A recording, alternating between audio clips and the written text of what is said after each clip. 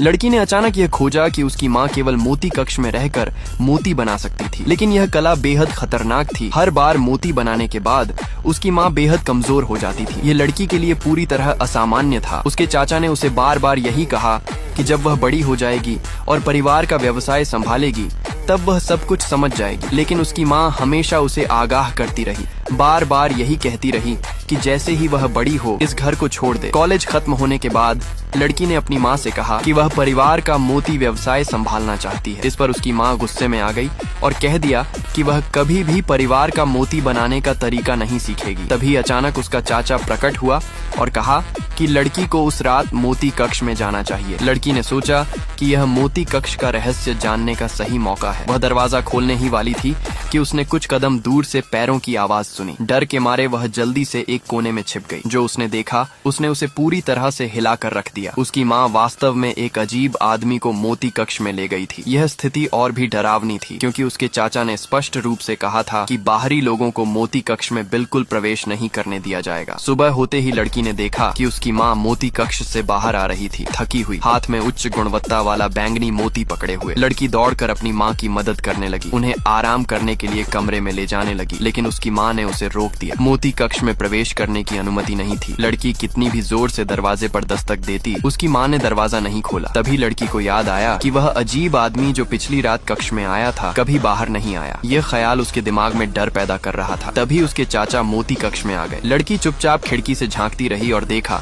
कि उसकी माँ और चाचा के बीच एक भयंकर बहस चल रही थी। उसने सुना कि चाचा धमका रहे थे, अगर माँ मोती बनाने से इनकार करती तो लड़की को परिवार की संतान बनने के लिए मजबूर कर दिया जाएगा। उस दिन से लड़की ने देखा कि उसका चाचा हर दिन अलग अलग अजनबियों को मोती कक्ष में लाता और अगले दिन उसकी माँ उच्च गुणवत्ता वाला मोती बनाती। लेकिन जो सबसे अजीब था, कक्ष में प्रवेश करने वाले लोग कभी बाहर नहीं आते थे। दिन ब दिन उसकी माँ की सेहत बिगड़ती गई और चाचा को इसकी कोई परवाह नहीं थी। उसे केवल यह चिंता थी कि मोती समय पर बन जाए। आखिरकार उसकी माँ गंभीर रूप से बीमार हो गई। लड़की का दिल टूटा हुआ था। उसने अपने चाचा से कहा कि अब वह अपनी माँ की जगह परिवार की संतान बनकर मोती बनाने को तैयार है। चाचा ने उसे आदेश दिया कि वह उस रात अपनी पजामा पहनकर मोती कक्ष में जाए। जब लड़की ने मोती कक्ष का दरवाजा खोला और अंदर का दृश्य देखा, वह तुरंत चौंक गई।